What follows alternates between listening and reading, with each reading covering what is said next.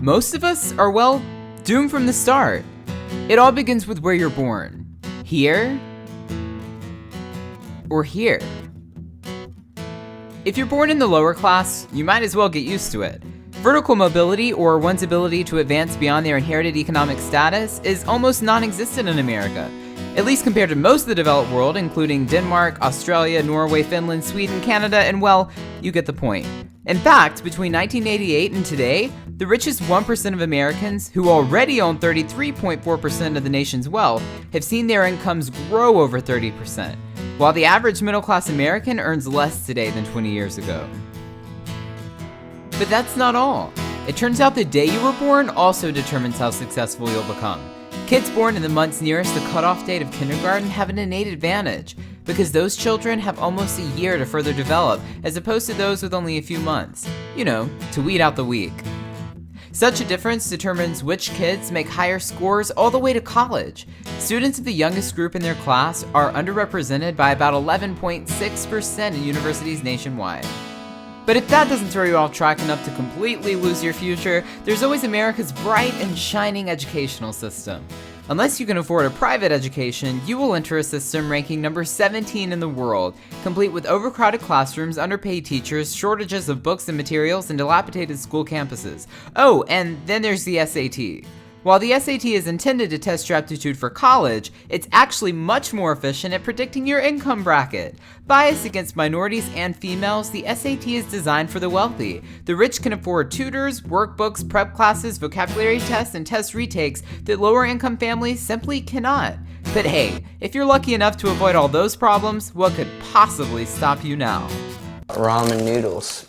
Yep, ramen. It's cute, isn't it? The idea of young people spending the best years of their lives making do with ramen, it's what everyone's parents did, right?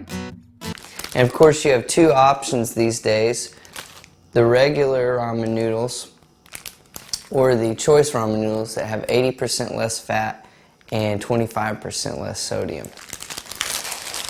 If you can afford college in the first place, you'll be in debt to your alma mater for years to come. Today, college is about 400% more expensive than it was 30 years ago, with the average college debt upon graduation being $24,000.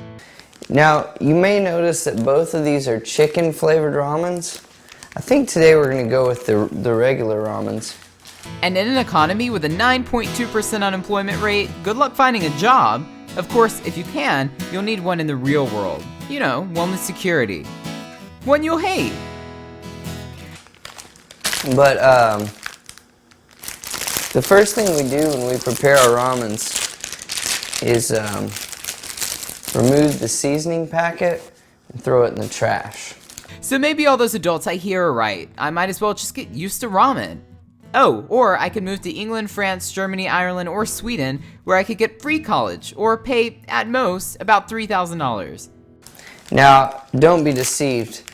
These are chicken-flavored ramens, but we're creating our chicken flavoring by adding real chicken.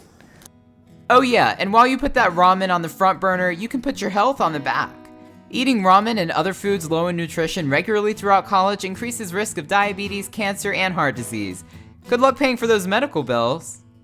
By college graduation, you should either be full of regret and grave debt, or at least unhappy. If you're not, you could always join the 75% of Americans, all the normal people, under the age of 35 who marry someone.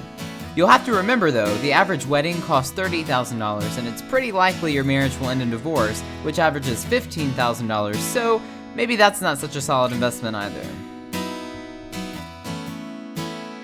But now that you're an adult and you have to pay off all that debt, just focus on gas prices, cutting coupons, and the cost of bananas for the next 50 years.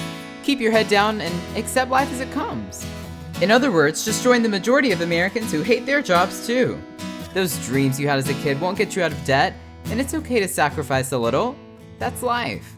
Things will be better at retirement. On the other hand, you can probably forget retiring to Hawaii as an old person. You might as well throw away your Jamaican cruise pamphlets and don't waste your time learning how to play shuffleboard.